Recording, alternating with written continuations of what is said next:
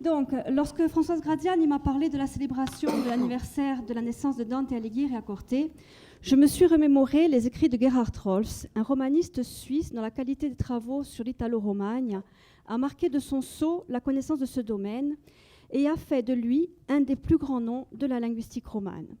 Gerhard Rolfs a, à plusieurs reprises et de façon quasi systématique, mis en regard des formes de la littérature italienne des origines avec des éléments dialectaux contemporains et en particulier corse.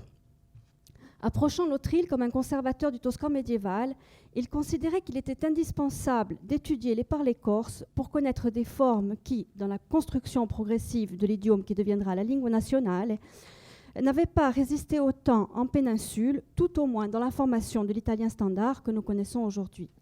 Il disait ceci, je le cite, bien que la citation soit un peu longue, mais elle pose le cadre de ses réflexions. Vous l'avez sur le PowerPoint pour ceux qui arrivent à lire. Importante poi il fatto che spesso la Corsica ha custodito meglio della Toscana il vecchio patrimonio toscano. Ne risulta la grande importanza che le palate dell'isola hanno per lo studio storico della lingua nazionale. Possiamo difatti paragonare la Corsica a un parco nazionale in cui moltissimi arcaismi hanno trovato rifugio.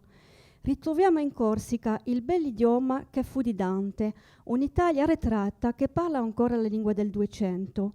Aveva dunque ragione il Tomaseo quando, 100 anni fa, inneggiando all'isola che gli diede rifugio, esclamò in un'ode famosa alla Corsica: «Itala terra sei, nella cortata delle tue donne funeral ballata, spirano i suoni che il mio Dante amò». Je souhaiterais donc, à l'occasion de cette commémoration de l'anniversaire de Dante, exposer quelques éléments sur les liens qui, d'un point de vue linguistique, unissent la Corse à la Toscane et, par là, nous interrogent sur la question de l'enracinement de ces liens entre Corse et Toscane, en réalité très complexe, comme nous en avons pu en avoir un aperçu avec la conférence de Jean Cancellieri dans l'histoire médiévale de notre île. Dans un premier temps, il peut sembler utile de donner quelques points de repère sur la formation du Corse avant d'entrer dans la question elle-même de la relation Corse-Toscan, tant sur le plan génétique que dans la perspective d'aborder ce qui a pu devenir, avec le destin exceptionnel qu'a connu le Toscan, deux registres de langue. Rappelons que le Corse prend, comme ses consoeurs romanes, ses sources dans le latin qui s'est implanté progressivement dans l'île à partir de la conquête romaine, commune avec celle de la Sardaigne en 259 avant Jésus-Christ. Bien que ce ne soit pas notre objet aujourd'hui, on peut rappeler très brièvement que l'on ne connaît pas précisément la situation linguistique de la Corse avant la latinisation. Le substrat, bien que difficile à cerner, voire à définir, semble se manifester dans la réalisation des consonnes que nous appelons cacuminales, spécialement je, aboutissement de le, par exemple, bellum qui donne bedu, dans les parlers du Sud, unissant la Corse à ses sœurs tyrrhéniennes et à une partie de l'Italie péninsulaire, spécialement la Calabre latine. On pourrait également assigner à cet effet de substrat le bétacisme des gens présents à l'Antiquité en Corse, comme en attestent des inscriptions, que l'on trouve actuellement dans les parlers du Nord pour l'approximante latine we, par exemple winu qui donne binu. Cette réalisation n'est pas absente du sud de la Corse, où l'on trouve par exemple bula et bocci. Elle est en outre commune à la Sardaigne et aux parlers méridionaux extrêmes de l'Italie et rappelle également un phénomène que l'on connaît en espagnol.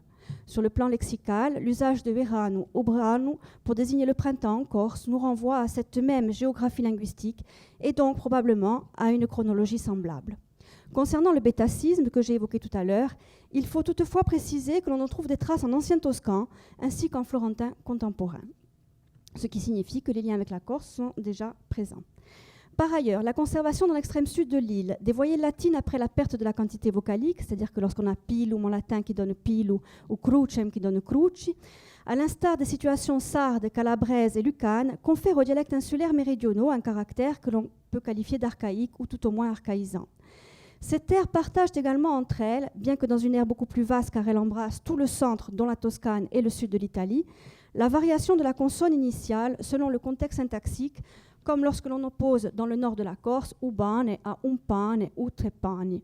Notre île montre donc des liens profonds et anciens avec la Sardaigne, mais aussi avec le centre et le sud de l'Italie, dont je ne donne ici qu'un aperçu extrêmement bref.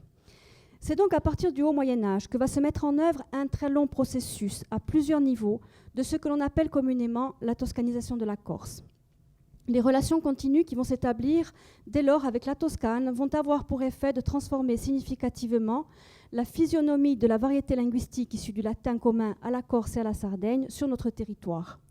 La première période pendant laquelle les affinités entre Corse et Toscan s'enracinent est d'autant plus importante pour notre langue qu'elle correspond à celle où les parlers romans se fragmentent et s'individualisent par rapport à leur souche latine.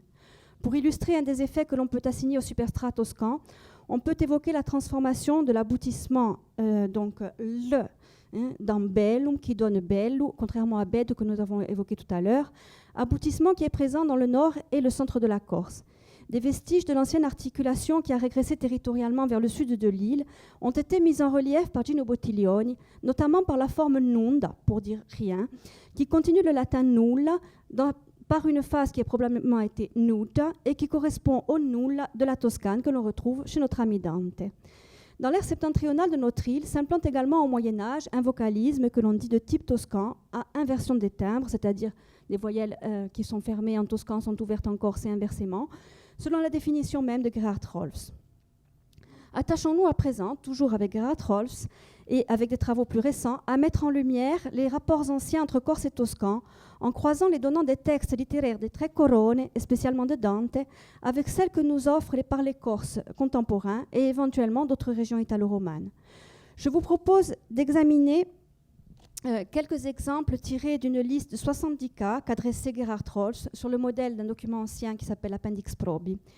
Il s'agit d'une énumération de formes que l'on peut trouver chez Dante, Boccaccio et Petrarca et qui ont été délaissées dans la construction de la langue italienne dans son destin national, mais qui survivent souvent dans les dialectes, comme le suggère le titre de l'article lui-même dont est tirée cette liste, Italiano e Toscano, ora e non adesso. Dans cette liste, nous pouvons relever plusieurs formes que le corse a en effet conservées. Citons quelques exemples significatifs. Ainsi, le numéro 6, ora e non avale, pour maintenant. La documentation médiévale toscane atteste à partir du XIIe siècle des variantes aguale et avale, la première étant employée à plusieurs reprises par Boccaccio. Les parlers du sud de l'île usent encore aujourd'hui avali, que l'on trouve dans un texte rédigé à Calvi en 1370. Actuellement, le nord de la Corse et la Gallura ont pour leur part la forme apocopée awa, que nous utilisons tous les jours, et l'adverbe survit également en Versilia et en Garfagnana. L'exemple 7 est padre non babbo, pour le père. Comme le souligne Gerhard Rolfs en Toscane, mais aussi en Corse et dans quelques régions d'Italie centrale auxquelles on peut ajouter la Sardaigne, babbo désigne le père en général, tandis qu'il est considéré comme appartenant au langage infantile ailleurs, et comme le suggère Dante lui-même dans De Vulgari Eloquentia. Babbo semble en effet refléter le latin populaire babus, forme qu'un collègue latiniste Jacques André inclut dans le lexique des enfants. Le caractère non marqué qu'il revêt sur le plan de l'usage en Corse, comme en Toscane, apparaît déjà dans la documentation médiévale des deux régions, ainsi qu'en Sardaigne, où il a survécu à l'usage de son synonyme de registre soutenu padre, qui s'y est éteint, alors qu'il survit en italien, comme nous le savons.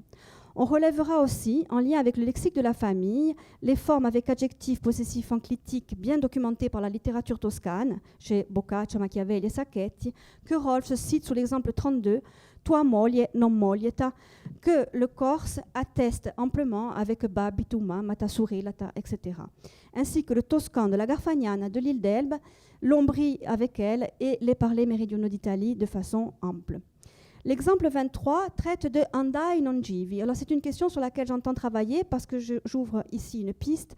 La deuxième forme, donc givi, étant employée par Dante et par Petrarca. Rolfs, discutant sa présence dans la poésie florentine, refuse d'y voir un latinisme ou un sicilianisme, mais penche pour une forme populaire, gire, qui s'est développée à côté de ire, d'ailleurs présent chez Machiavelli. Concernant la Corse, on peut signaler cette formulette que Falcucci mentionne pour un jeu de devinettes, donc dans le Cap Corse. Patiara mia in tondo, gira lo mondo con tutto lo vondo, calamida, non tu la patiara sineita. Cette formulette qui montre un résidu de ire n'est pas attestée en Corse. Donc ire n'est pas attestée en Corse, la formulette semble en témoigner. Au-delà des exemples lexicaux, Rolfs donne également des formes verbales qui méritent d'être mises en regard avec la Corse. Il cite ainsi, au numéro 14, io cantavo, non cantava, La deuxième forme, soit cantava, étant attestée de façon constante depuis les Tre Corone jusqu'à son éviction par Manzoni au XIXe siècle, au profit de cantavo. Rappelons en effet qu'en Corse, l'usage de cantava est très répandu si on compare avec la situation de l'Italie. Au cas numéro 56, Rolfs donne Vediamo non vedemo, cas qui fait écho à des exemples donnés par ses soins dans un article qui s'appelle L'italianità linguistica della Corsica. Côté toscan, et comme il le rappelle, la désinence de quatrième personne au présent de l'indicatif est temo chez Dante et plus tard encore chez Lorenzo de Medici. Si la désinence iammo, qui caractérise aujourd'hui l'italien, est attestée depuis le XIIIe siècle, elle a donc mis du temps avant de supplanter presque totalement les désinences médiévales pour lesquelles on peut citer avemo, vedemo, potemo à Sienne, venimo, fugimo, sentimo à Lucca. Ces formes verbales qui conservent la voyelle de thème ont survécu en Toscane, notamment à l'île d'Elbe, mais aussi en Corse. En effet, le système verbal du Cap Corse, auquel j'ai consacré mon doctorat, donc parler du Cap Corse, présente les mêmes caractéristiques avec avemo, bidemo, pudemo, ainsi que benimo, fudimo, sentimo.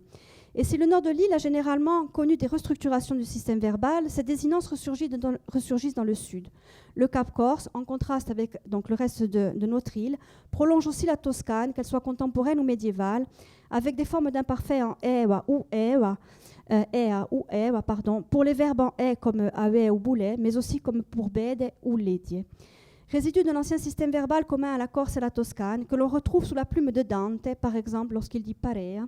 Aussi en toscan contemporain, puisqu'on retrouve la forme en italien standard avec eva. Nous pourrions accroître significativement la liste des affinités entre l'ancien toscan et les parlers corses contemporains recensés par Rolfs, tant sur des questions de morphologie verbale, comme je viens de le faire, que le lexique, voire sur le plan syntaxico-phonétique. Et cette commémoration m'incite d'ailleurs à rouvrir prochainement le dossier, et je remercie Françoise Gradiagne, d'une certaine façon, de m'y inviter indirectement. Au-delà de ces affinités que l'on peut qualifier de structurelles et qui reflètent une évolution dialectale en continuité ou ponctuellement en rupture entre notre île et ce coin de terraferma si proche, se pose une autre question, qui est celle de l'écriture et des registres de langue. Cette question, trop souvent réduite à une vision caricaturale à mon sens, qui se limite à voir une variété subordonnée à une autre, en somme le corse subordonné au toscan puis à l'italien, mérite, je pense, d'être creusée plus avant, comme le suggérait notamment Annalisa Nesi dans une très belle synthèse qu'elle a écrite et publiée en 1992 sur la question de l'écriture en Corse. En effet, l'étude de textes que j'ai entamée à la suite de philologues et historiens, très modestement pour ma part, m'incite à considérer le toscan puis l'italien, dont on dit qu'il naît en 1525 avec Pietro Bembo, comme langue des Corses à part entière depuis le XIIIe siècle, où il est employé précocement dans l'écriture juridique.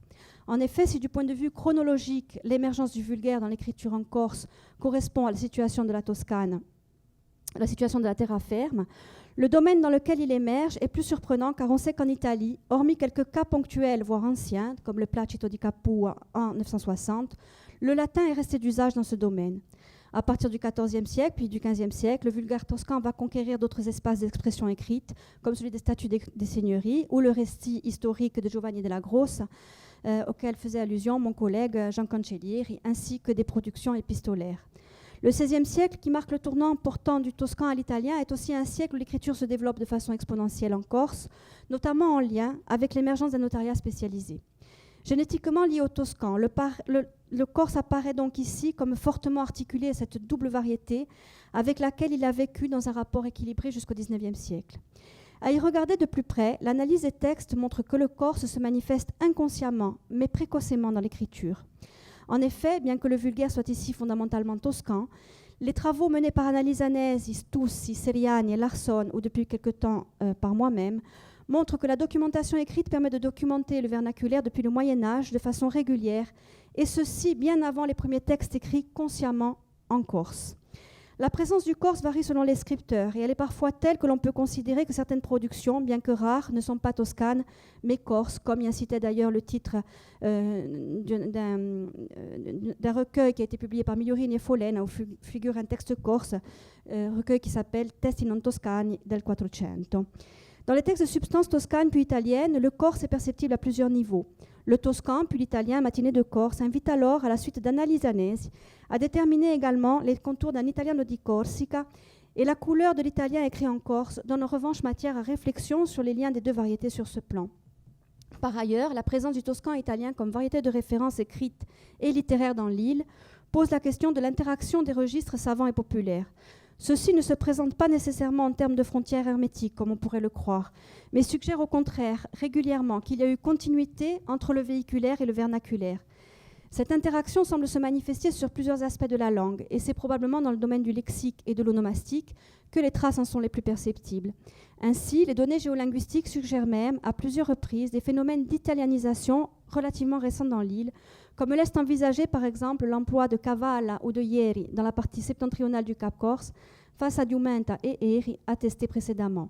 Le développement de Chiesa face à Dieja ou Diesa ou encore Diesia sur le territoire insulaire est un autre exemple de cette vague d'italianisation, de même que le développement pléthorique de Farfalla, arabisme d'ailleurs attesté chez Dante, au détriment des autres noms du papillon, qui pourrait donc impliquer l'intervention de l'italien comme variété de référence.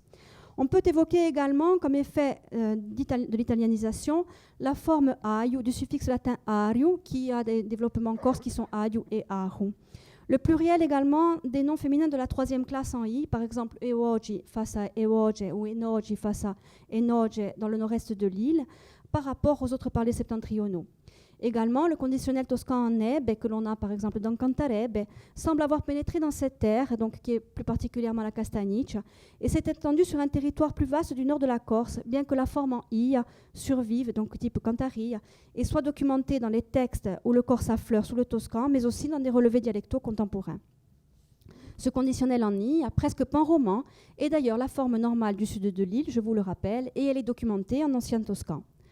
Sur le plan de l'onomastique, si le Moyen-Âge montre, à l'instar d'autres régions italiennes, une perméabilité à la mode des prénoms hérités de la littérature gallo-romane, tels que Rolando ou Viviano, la Renaissance italienne remet au goût du jour en Corse, comme ailleurs, les prénoms antiques comme Caio, Tullio ou Pompeo. Le prestige de la littérature italienne en Corse permettra aussi à Orlando, je fais un clin d'œil à Orlando Furioso, de succéder à Rolando ou encore Rinaldo et Médor, pardonnez l'exemple un peu personnel, de prendre pied dans l'île pour citer un cas qui m'est familier. Sur le plan géolinguistique, à l'inverse, c'est parfois en termes de discontinuité que peuvent se définir les liens entre l'Italie péninsulaire et la Corse, voire les îles Tyrrhéniennes. Certains travaux montrent que celles-ci, à l'encontre de ce que l'on pourrait imaginer, peuvent être perçues parfois comme des espaces dynamiques. La terraferma, particulièrement la Toscane, donne dans ces cas-là l'image d'une terre conservatrice, d'une référence stable dont l'insularité s'affranchit parfois. Dans cette approche de la question, on pourrait envisager que l'émergence précoce d'une littérature prestigieuse, qui a conduit le toscan à devenir l'italien, ait pu opérer comme une force d'inertie, produite par une variété qui est devenue stable en raison de son destin véhiculaire puis national. La périphérie, représentée alors par les îles, aurait pu, pour sa part, s'affranchir au moins partiellement de cette stabilité et connaître des développements propres. Il y a bien entendu dans cette appréhension du problème probablement une forme d'anachronisme qui élude aussi la question du toscan dialectal, puisqu'on sait que le toscan dialectal n'est pas l'italien. Du côté insulaire, en effet, les traits de certaines aires laissent envisager qu'elles sont soumises à des pressions contradictoires, où archaïsme et innovation se heurtent en donnant naissance à des phénomènes linguistiques qui, cohérents entre eux, déterminent l'identité de ces aires. Je prends comme exemple Taravu ou le Cap Corse, donc Cap Corse auquel j'ai consacré mon doctorat, qui présente ainsi des caractères du point de vue du vocalisme ou du consonantisme, qui montrent des oscillations entre conservation et innovation, en raison probablement de forces contradictoires qui agissent depuis le cœur de la Sardaigne jusqu'à la Toscane en traversant notre île.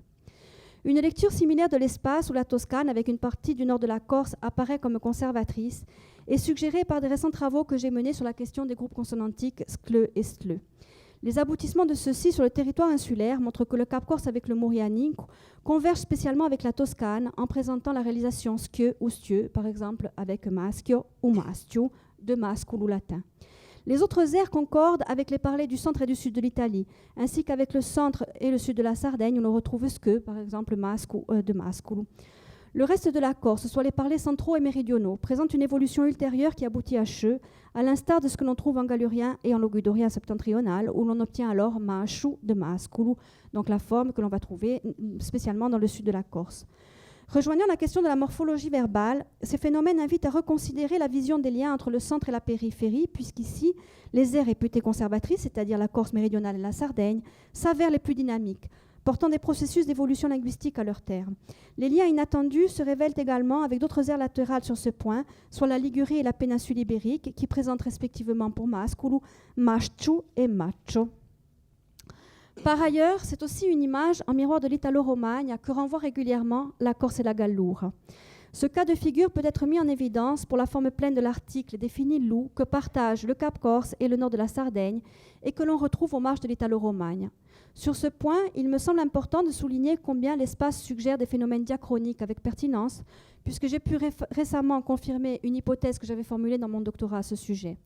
En effet, j'envisageais alors que la présence dans le Cap Corse, particulièrement dans le village de Morsilia, de la forme loup de l'article face à ou dans le reste de l'île, soit le reflet d'un usage plus répandu auparavant. L'exploration de la documentation écrite que je réalise dans mes recherches les plus récentes m'a permis de constater que la forme pleine de l'article défini donc loup offre des attestations générales et continues sur le territoire insulaire pour les siècles passés, à l'instar d'attestations toscanes médiévales. Les textes, confrontés aux données géolinguistiques, permettent aussi sur ce plan de montrer la fixation de cette forme d'article dans les prépositions articulées, donc qui a donné hindou en Corse, à côté de ilou dans le centre-sud de notre île. De même, la forme lou de l'extrême sud doit s'interpréter comme une évolution de alou avec renforcement de l'initiale de l'article, hypothèse que des relevés tout frais me permettent de confirmer. Enfin, c'est parfois l'image de tenaille qui encercle la Toscane et le centre de l'Italie qui se dessinent, alors que le continuum linguistique et l'innovation traversent la mer du nord au sud de la péninsule, en incluant les îles Tyrrhéniennes. Au niveau du lexique, on peut rappeler comment travagliare, attesté dans la documentation en Corse du XVe siècle et en ancien toscan chez Dante lui-même, irradie depuis le nord de l'Italie vers la Corse, la Sardaigne et la Sicile, alors que le centre et le sud de la péninsule conservent lavorare et faticare. De même, le probable emprunt au gallo-roman panatere ou panatiere offre une image semblable du nord au sud en passant par les îles, alors que la Toscane conserve fornaro, qui est attesté en Corse pour les siècles passés et dans quelques rares localités insulaires aujourd'hui, spécialement avec le féminin furnadia pour la femme qui est préposée au four. Comme sa voisine de la terre-ferme, la Corse reçoit et a reçu ainsi des apports de l'Italie septentrionale qui se sont avérés dans mes travaux comme dans ceux de Marie-Josée d'Albera Stefanacci, chaque jour plus abondants, spécialement au regard de l'évaluation qu'avait faite Gerhard Rolls d'une centaine de genovesisimi en Corse et basta. Concernant ainsi ce que l'on nomme la sonorisation romane, c'est-à-dire l'affaiblissement des consonnes en position intervocalique qui s'est réalisé dans les parlers occidentaux de la Romagne, celle-ci est perceptible sur des formes comme pewaro face à pepe, savone face à sapone, qui s'inscrivent dans un ensemble lexical où figurent pour l'italien des origines et contemporains strada ou spada. Les traces exhumées des textes de la Corse médiévale, avec une première attestation en 1100 relevée par Larsson, ont permis de confirmer leur présence dès cette époque sur le territoire insulaire comme en Toscane, pour laquelle Francesca Guazzelli a pu montrer la pénétration depuis le nord de l'Italie par la Via Francigena. Les apports septentrionaux en toscan sont d'ailleurs perceptibles dans l'écriture de Dante lui-même, et certains septentrionalismes ont connu un destin national, puisque la littérature toscane médiévale a permis de les prolonger jusqu'à la construction de l'italien contemporain. En guise de conclusion, on peut donc, au travers de l'exposé que je vous ai proposé autour du rapport entre Corse et Toscan, mais aussi entre Corse et Italien, voire entre Corse et Italo-Romagne, mettre en relief la richesse et la complexité tout à la fois des relations qu'entretiennent notre île avec ses terres. Depuis la fin du XIXe siècle, les liens entre la Corse et la terre-ferme, pour des raisons que nous connaissons, se distendent. Cet éloignement constant, qui se manifeste autant par la régression quantitative mais aussi qualitative du Corse que de celle de l'italien chez nous, semble engloutir avec elle des siècles d'histoire, et d'histoire notamment linguistique. Des journées comme celle-ci nous invitent à les redécouvrir et à les explorer. Combien y avait-il d'Italiens qui parlaient le toscan, c'est-à-dire l'italien ? Combien y en avait-il à la même époque en Corse qui parlaient l'italien ? Vraisemblablement en Corse, vers les années 1850, je pense qu'il y avait 50% de la population qui parlait encore l'italien. Les linguistes qui ont fait des recherches précises ont estimé qu'en 1870, en Italie, il n'y avait que 2,5% d'Italiens qui parlaient le toscan. Ça fait réfléchir. Depuis que je travaille sur les textes, ça fait 2-3 ans que je m'intéresse à cette question-là, peut-être un peu plus, je me rends compte qu'il y a une vraie question autour de qu'est-ce que c'est que parler, écrire ou lire l'italien en Corse notamment, donc avec la relation que les Corses ont entretenue avec cette variété, ce registre qu'on va qualifier ça simplement de registre haut de langue, et comment ce registre de langue a pu impacter la pratique des Corses. Parce que moi, je crois qu'elle a impacté la pratique des Corses. Alors, comment, au fond, cette langue qui, comme vous le dites, n'était parlée par personne, quelque part, a pu irradier une pratique qui est une pratique dialectale. Voilà, ça c'est une question que je me pose et sur laquelle je travaille et j'entends continuer à travailler parce que pour moi c'est une vraie question. C'est une problématique. Je pense qu'on peut faire un parallèle avec ce qui s'est passé au Moyen-Âge en Italie avec les volgarizamenti, quand les volgarizamenti ont donné au dialecte, au parler d'Italie, des latinismes. Est-ce que c'est ce principe-là? Voilà, c'est une question que je me pose par rapport à la Corse. Et ça, pour moi, c'est vraiment très important pour nous. Si, come no. L'italiano è una lingua o artistica, poetica, o una lingua di conquista. E non lo è stato lingua di conquista l'italiano. L'Italia si è fatta, l'Italie s'est fait avec les Piémontais. C'est pas fait ça. Naples, je présente mon cas. Naples, personne ne parlait italien. Pourquoi? Il n'y avait aucune exigence de parler italien parce que la langue nationale, c'était le napolitain. Encore aujourd'hui, dans les tribunaux, dans les lieux de culture les plus hauts, de partout, on parle napolitain. Et on n'a pas la langue napolitaine à l'école. Mais d'à partout, à partir du type qui te met la voiture au parking jusqu'à le président du tribunal, tout le monde parle napolitain avec une facilité normalement. Pourquoi? Parce que c'est la langue nationale de Naples, du royaume. Il faut voir par rapport à l'histoire de l'Italie. L'Italie, en tant qu'on la connaît aujourd'hui, ce n'était qu'une fraction d'États différentes, chaque État. Pense à Venise. Venise, tu vas aujourd'hui, et quand il ne veut pas se faire comprendre dans les touristes, il parle à vénitien, tranquillement. Hein, pour dire les pires choses contre les touristes. Et c'est comme ça, c'est-à-dire que l'italien, et c'est plus facile de le retrouver, l'italien, entre guillemets, dit le toscan, de le retrouver en Corse. Parce que la Corse est en face de la Toscane. Qu'à Naples. Qu'est-ce que tu veux trouver à Naples d'italien?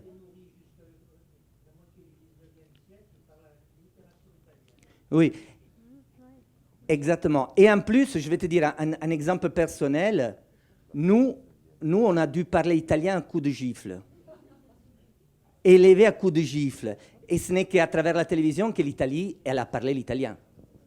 Je crois qu'Orlando a raison. Je me demande, en mettant en regard la situation de la Corse avec d'autres régions italiennes, je me demande si la Corse n'a pas été la région la plus italienne, avec la Toscane, de toute l'Italie, voilà, de toute l'Italo-Romagne.